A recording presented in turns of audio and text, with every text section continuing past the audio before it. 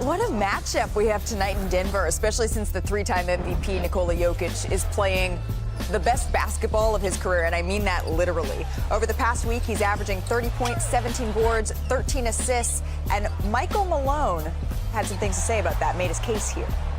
My thing is this, if you didn't know that Nikola won 3 MVPs, and I put player A and player B on paper, and you had no idea that the guy who's averaging a triple-double, the guy who's top 3 in the 3 major statistical categories, things that no one's ever done, he wins the MVP 10 times out of 10. And if you don't think so, I think you guys are all full of shit. Says it with a smile on his face, but is he making a valid point, Windy? So what's raised eyebrows in Denver in the last couple of days was what Jokic said, where he said, "I've never played better in my career than I am now." That was interpreted as him lobbying. He's never done anything close to that. Right. But his lift this season has never been bigger. And I think he shined a little bit of a light on himself. And I think we should take notice of that. I've never played better is as much of a lobby for MVP as you're ever going to hear from Nikola Jokic. But as of tomorrow, we're officially 1 month away from the end of the regular season, and here's how the playoff picture looks in the West right now. Perk, when you're looking at Denver, what stands out to you? Well, look, it's the others. We know how great of a player that Jokic is, right? But they want to get in that conversation of being legit title contenders and actually trying to bring another championship back to Denver. It's going to be the others. It's going to be Russell Westbrook. It's going to be Christian Brown. It's going to be Aaron Gordon. It's going to be those guys in their three-point shooting. Over their last 10 wins, the Nuggets have 34% from the three-point line, right? And teams are going to play them where they're going to load the paint, they're going to double Jokic, and they're going to have to make shots. Like Jokic had an historic night, 3 or 4 games ago when he had the 30, 20, 20, and he had 20-plus assists. The reason he had those 20-plus assists is because guys were knocking down shots. In order for Denver to make a deep run, try to go win a championship, those others are going to have to be able to hit shots from the three-point line on a consistent basis. How about the team on the other side tonight? Maybe not as much paid attention to the fact that the Wolves have won 5 in a row. They've gotten healthy. They were missing 3 starters as little as 2 weeks ago. They've gotten this win streak. And when Julius Randle plays, and he is in the lineup tonight, they've won their last 10. And here's what I want to point out. They are indeed in 7th place. They're in the play-in right now. But it's kind of opening up for them, guys. They have the easiest schedule left of all the Western teams. No LeBron, no Jaren Jackson Jr., no Amen Thompson, Fred VanVleet coming off an injury. The Warriors, Kuminga's been out. Look at what they've got. And they've got a 5-game homestand coming up. Look, they're a few games back here. I'm not saying they're getting up to 3-4, but the path is open for them to make a run. And what have we always said? They need to be healthy and they need to have a little bit of a runway to be able to gel. Gobert back after a month, even though he's questionable for this one. They finally have that runway here. What do we think of the nickname Shea Butter for SGA? It's getting rave reviews across the nation. The man is smooth. He's the first player with 2,000 points in 3 straight seasons here in Thunder history. He's had this team at the top of the Western standings essentially all season long. But it's not just what's going on in Utah when you're asking these questions about the league. It's also what Windy is wondering, because we're looking at a potential finals preview here. So if this is a sneak preview of the finals, Mr. Windhorst, I ask you, what is the first question? What are you wondering? What's on your mind? I'm thinking about last summer when everybody was here in LA for free agency. The Thunder were up in Eugene, Oregon, because their #1 priority was to get Isaiah Hartenstein. And the reason they wanted to do that, they envisioned this double big lineup. Chet Holmgren, Isaiah Hartenstein. That was the way they wanted to play going forward.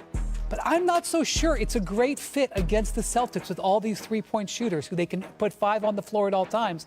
And I'm not sure whether they would be able to do it much tonight or if they could do it in a potential final series. So you're not sure whether or not. Pass the mic and let me percolate. I got the answer to that, okay? We're talking about Chet Holmgren, Isaiah Hartenstein, both on the floor together. When they're on the floor together, teams are shooting almost 40% from 3 on them. Will rank them last in the NBA. Now, show the footage. This is what you got to do. This is what happened when Cleveland tried the double big lineup with Evan Mobley and Jared Allen against the defending champs. The defending champs, what do? They're going to space you out, 5 out. Now watch this here. Jason Tatum takes the drive. You have Evan Mobley, Jared Allen. Their initial reaction, because that's what they do, protect the paint. You have a wide open Derek White. Now, The key to this is Chet Holmgren, okay? Chet Holmgren, going at the 5 position, you have to play small. The reason being, he's able to slide those puppies, switching out on the pick and roll, being able to go up 1 through 5, communicating, being able to anchor the defense, keeping the ball in front of him. Look how he slide those puppies, great contest, great miss. This is going to be the key to that. Well, they've looked good on offense, but not so much on defense. But anyway, this isn't Perk's pontification. That was mildly rude. This is what Windy is wondering. Thank So, you. Windy, I ask you, what is your second biggest question when it comes to this as a potential finals preview? Who would be the best player in the series? If these guys met in June, Shai Gilgeous-Alexander might have an MVP trophy to his name. That guy right there has a finals MVP trophy to his name. And of course, Jason Tatum has been a dominant player all throughout the season in big matchups. Which of these 3 would be able to Wendy! Oh, gosh. It's me again. I'm utilizing the whole studio. Look, we got a Perks big list, okay? From big Perks big list, best from Thunder Celtics. And look at this. We got Tatum at 1, Jaylen Brown at number 3, Shai at 2, Chet Holmgren at 4, Derek White at 5. 3 out of the 3 out of the 5 will be Celtics players in this, so they actually Perk. have the better thing, huh? We're getting big lists. We're getting breakdowns. I thought this was a segment name for Windy. I think Perk has the most segments of anybody on this show because Perk has been pontificating so much. We only have time for one more question here, my friend. So the third biggest question to you, because this is Windy's wondering. Thank you. For the finals preview is what? For me, so you look at the Celtics, they have one of the greatest three-point shooting displays, arsenals we've ever seen in the history of the league. Right. The Thunder have the #1 three-point defense in the league. This goes head-to-head. It's strength on strength. If we saw a 7-game series, who is able to win that battle? Stop. I'm in here all over the studio, Wendy. I didn't know that door opened. Y'all can't have a segment at the Cozy without me. Is that chair enough? Yeah, because I chair? got the answer. I got the answer to it. The biggest X factor, the biggest factor in these wins is the Celtics offense, okay? It's the reason why I have them picked to win the 2025 NBA championship. You got Sam Hauser the other night. He went for 33. You got Peyton Pritchard and Derek White both went for 40-piece wing dinners, all flats a couple games ago.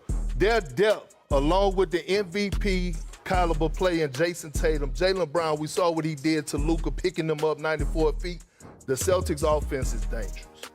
I like him at the kiddie table. I What's like up, him at the kiddie table. Yeah. Perk, I've never seen a chair look smaller. Thank you for joining Windy's segment here. Perk has Jason Tatum as the best player in this potential finals. Yeah. I respect it. He's certainly been playing like it as of late. The last time we saw him, he had a 50-piece against the Celtics, or rather against the Lakers. What does he have in store tonight? The Boston Celtics getting ready for another playoff test at home. This one against the Oklahoma City Thunder. So it's time now to pick this game. It's Pick and Roll, brought to you by ESPN Sportsbook.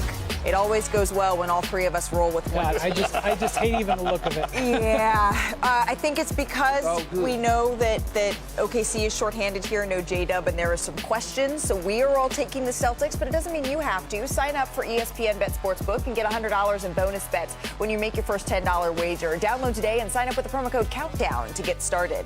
These are the types of games, though, when the Thunder look up at the television and they see all of us picking Boston, and they know that there can be some extra fire, Perk, in games like this. You've played for both of these teams. This can be a prove-it game. Absolutely. And if you're the Thunder, you want to go out there and try to make a statement, right? And it starts from top to bottom. But outside of that, like, as a coach, you want to throw in those little, like, hidden gems or whatever. And I remember when Doc Rivers, we played the Lakers, I believe.